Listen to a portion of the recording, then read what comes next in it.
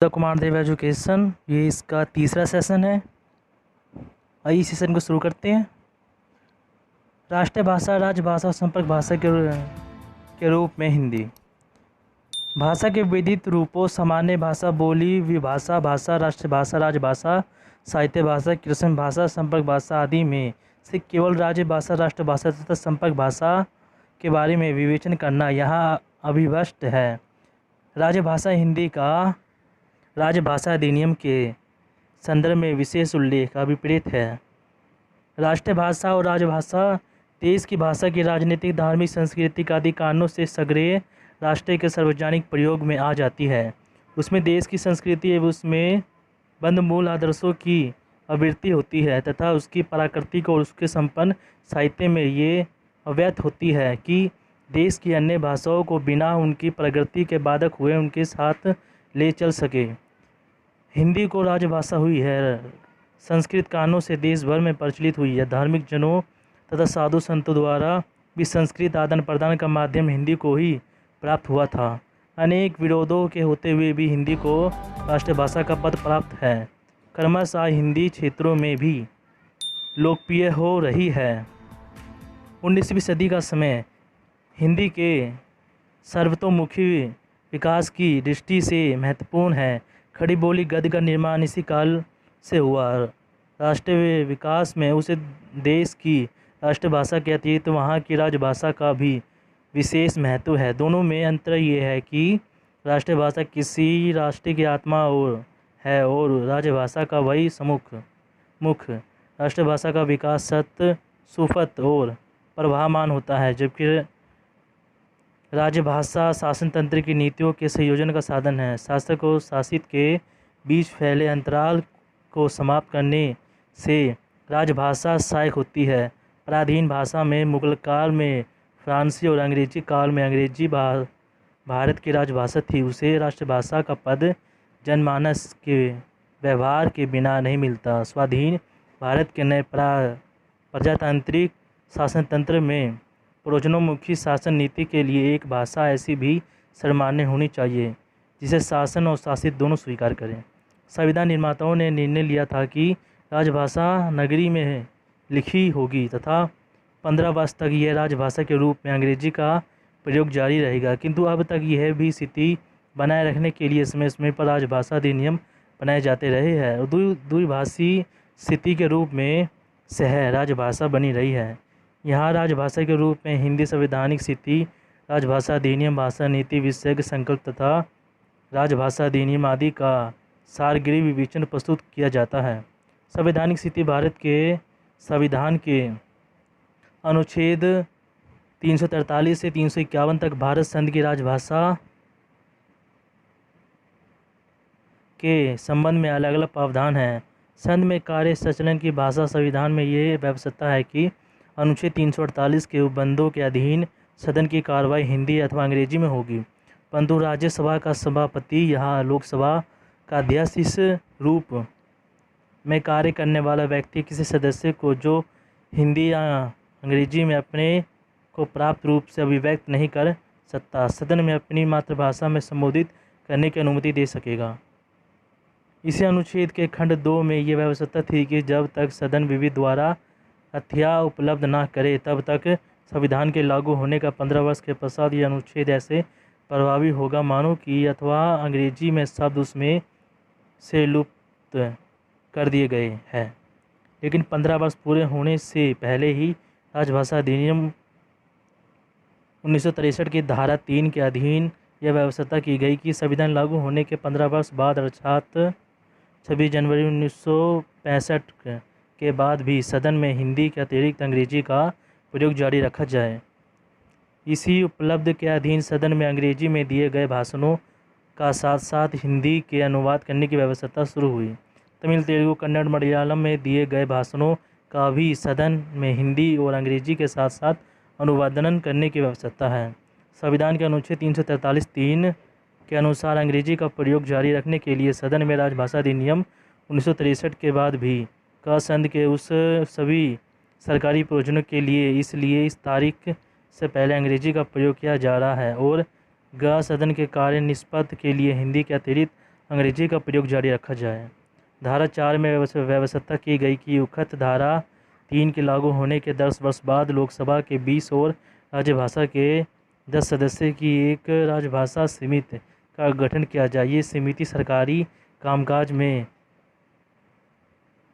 हिंदी के प्रयोग की समीक्षा करेगी और अपनी सिफारिश की रिपोर्ट राष्ट्रपति को प्रस्तुत करेगी। ये रिपोर्ट सदन के दोनों सदनों में प्रस्तुत की जाएगी और यही राजभाषा सरकारों को भिजवाई जाएगी। राष्ट्रपति इस रिपोर्ट पर उस राज्य द्वारा व्यक्त की गई राय पर विचार करने के बाद उस रिपोर्ट के अनुसार निर्देश जारी कर सकते हैं। राजभाषा संशोधन अधिनियम 1967 के अनुसार राजभाषा अधिनियम 1963 की धारा 3 के स्थान पर निम्नलिखित व्याख्या की गई है। संविधान के लागू होने से 15 वर्ष की अवधि बीत जाने के संद उन सभी सरकारी प्रयोजनों के लिए जिनके लिए 26 जनवरी 1965 से पहले अंग्रेजी का प्रयोग किया जा रहा था और गैर सदन के कार्य निर्पक्ष के लिए हिंदी के अतिरिक्त अंग्रेजी का भी प्रयोग रखा जाएगा।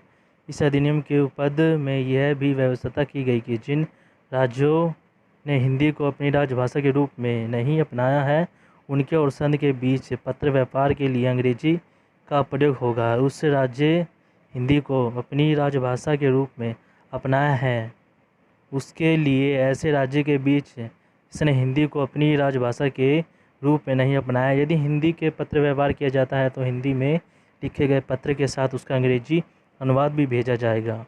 साथ ही राज्य ने हिंदी को अपनी राजभाषा के रूप में नहीं अपनाया वह भी संघ के साथ हिंदी के पत्र व्यवहार कर सकता है। ऐसी स्थिति में उस के साथ किए जाने वाले पत्र व्यवहार में अंग्रेजी का प्रयोग अनिवार्य नहीं होगा। धारा 2 में व्यवस्था है कि केंद्रीय सरकार के मंत्रालय विभागों कार्यालयों के बीच परस्पर पत्र व्यवहार के लिए जब हिंदी अथवा अंग्रेजी का प्रयोग किया जाए तो उसके साथ अंग्रेजी या हिंदी अनुवाद जैसे विकसित हो भेजने की तब तक व्यवस्था की जानी चाहिए जब तक संबंधित मंत्रालय विभाग कार्यालय के कर्मचारी हिंदी का कार्यसाधक ज्ञान प्राप्त नहीं कर लेते।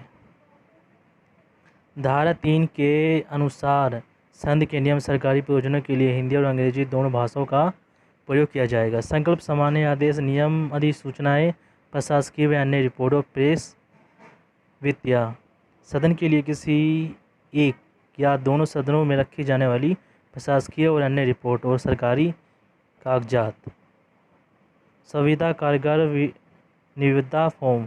धारा 4 में व्यवस्था है कि राजभाषा में प्रयोग के संबंध में नियम बनाते समय केंद्रीय सरकार द्वारा सरकारी कामकाज के शीघ्र और दक्षतापूर्ण बंटवारे का और जनसाधारण के हालों को सभ्य ध्यान रखा जाएगा और इस बात का ध्यान रखा जाएगा कि जो व्यक्ति हिंदी व अंग्रेजी भाषा का ज्ञान रखती है वह प्रभावी ढंग से कार्य कर सके। भाषा नीति विषयक संकल्प।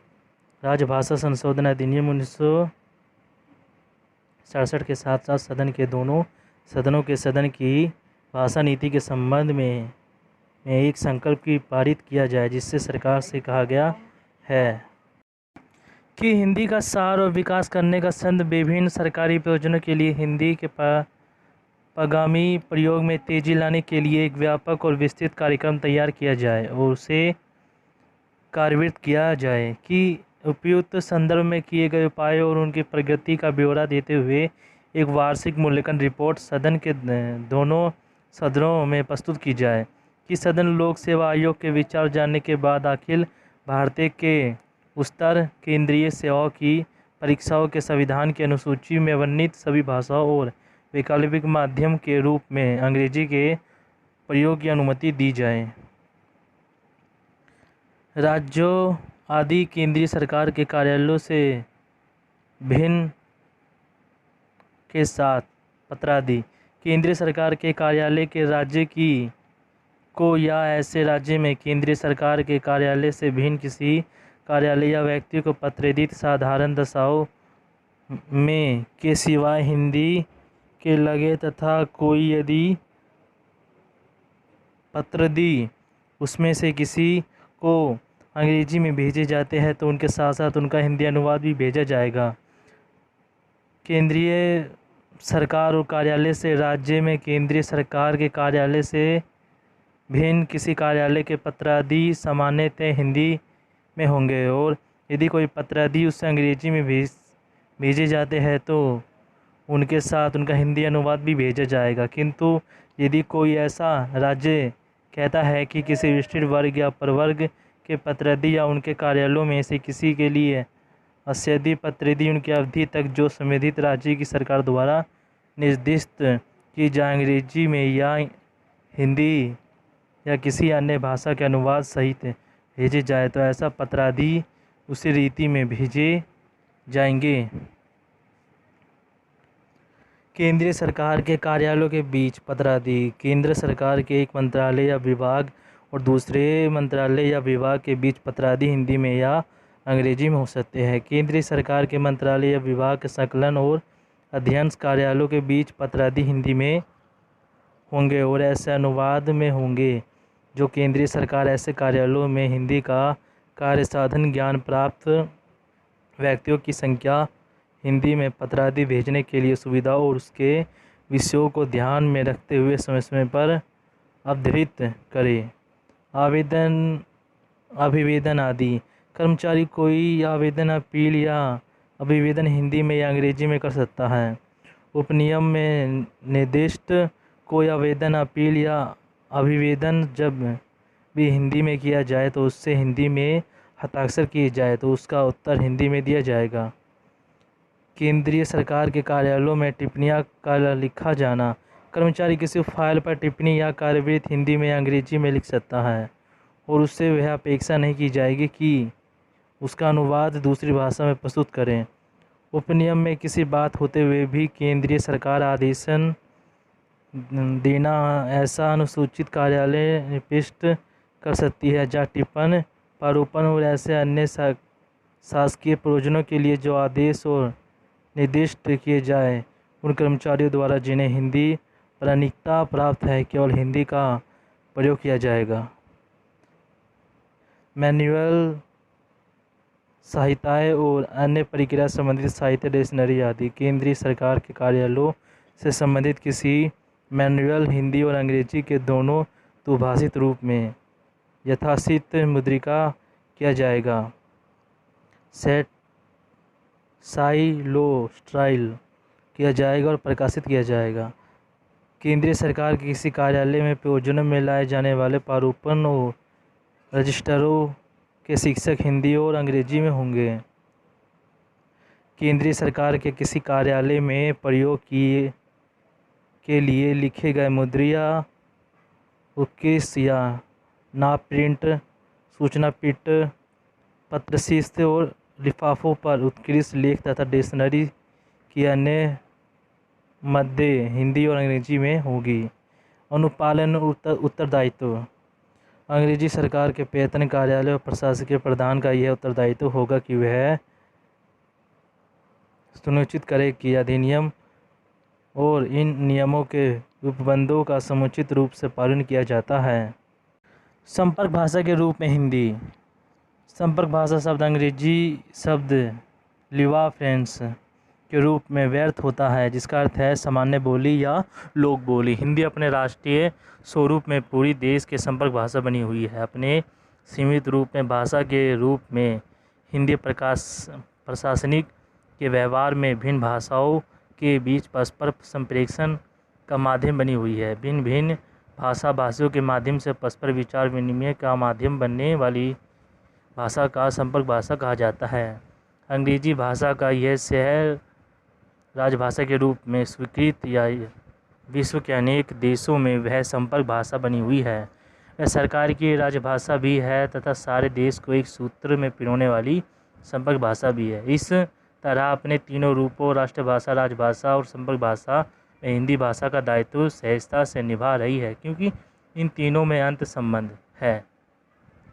राष्ट्रभाषा संपूर्ण भाषा राष्ट्र के स्वीकृत भाषा होती है जबकि प्रशासकीय कार्यों में व्यवहारों में उपयुक्त होने वाली राजभाषा घोषित की जाती है। संपर्क भाषा का विकास प्राकृतिक और स्वैच्छिक आधार पर होता है जो सामाजिक आवश्यकताओं की पूर्ति करता है। संपर्क भाषा ही सर्वस्वीकृत होकर राष्ट्रीय भाषा बनती है। समृद्ध देशों में राष्ट्रीय भाषा, राजभाषा और संपर्क भाषा के रूप में एक ही भाषा का प्रयोग होता है। जैसे Japan, America, England, France, Germany, रूस आदि देश। इस दृष्टि से भारतवर्ष भी समृद्ध देश है, जहाँ हिंदी ही अपने तीनों रूपों में उपयुक्त होती है। हिंदी ही राष्ट्रीय भाषा भी है और राजभाषा भी, संपर्क भाषा भी। विश्व के अनेक देशों में हिंदी का प्रचार प्रसार हो रहा है। हिंदी की गुणवत्ता का अनुभव सभी शिक्षावादियों, विद्वानों, लेखकों और सामाजिकों ने किया है। ये सेशन इसका ख़त्म हुआ। हम आपको मिलेंगे नेक्स्ट सेशन में। वीडियो चलेगी, वीडियो को लाइक करें, चैनल को सब्सक्राइब करें और वीडियो को लाइक करें, क्योंकि लाइक से हमें मोटिवेशन मिलता है।